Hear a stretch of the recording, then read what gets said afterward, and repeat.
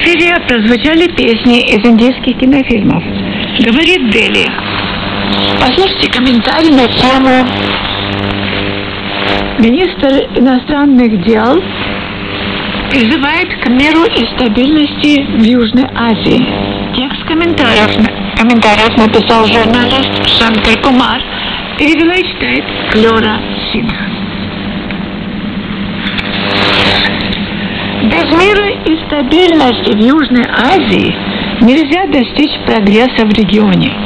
Даже глава Министерства иностранных дел Индии Кришна категорически заявил об этом на Генеральной Ассамблее ООН.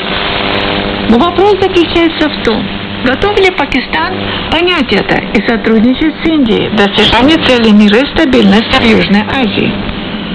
По всем подсчетам видно, что Пакистан совсем не желает сократить дефицит доверия, и Исламабад продолжает стоять на антииндийской позиции. Вопреки тому факту, что Нью-Дели прилагал всевозможные усилия, обращаясь с Пакистаном в добрососедском духе.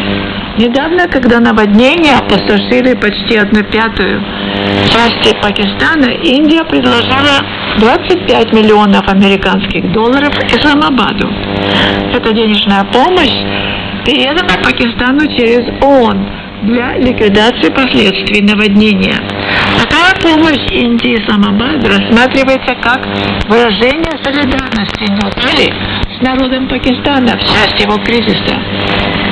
Тем не менее, Пакистан продолжает подкалывать Индию, когда ему захочется. Он продолжает поднимать кашмирский вопрос на всех форумах в попытке втянуть международное сообщество в это имброглио.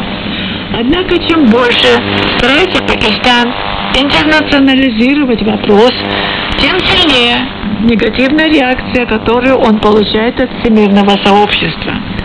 США тоже упрекнули Пакистан, когда Исламабад попросил Вашингтон вмешаться в кашмирский вопрос. Вся позиция Пакистана по Кашмиру в основном имеет цель отвлечь внимание своих граждан от их проблем. Во время своего выступления недавно в азиатском обществе глава Министерства иностранных дел Индии Кришна сказал то же самое, говоря, что Исламабад продолжает вмешиваться во внутренние дела Индии. Он сказал, что Исламабад лучше бы позаботился об огромных и серьезных проблемах внутри страны.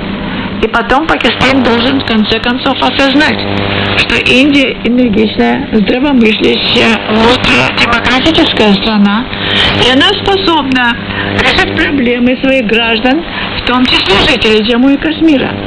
Если в этом штате и были беспорядки в минувшем месяце, то они были спровоцированы из-за границы по соседству.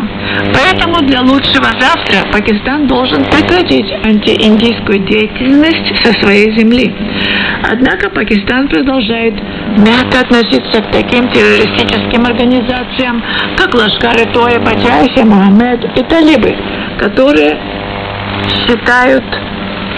считаются международной общественностью, международной мигренью. Вопреки давлению США, пока что нет доказательств того, что Пакистан пытается контролировать их или ликвидировать террористическую инфраструктуру. И это действительно тревожная ситуация. Индия неоднократно предлагала принятие всеобъемлющей конвенции по борьбе с международным терроризмом. Мы передавали комментарии из индийского радио Дели. А сейчас в эфире индийская классическая вокальная музыка в исполнении Вины Сахсрабудхе.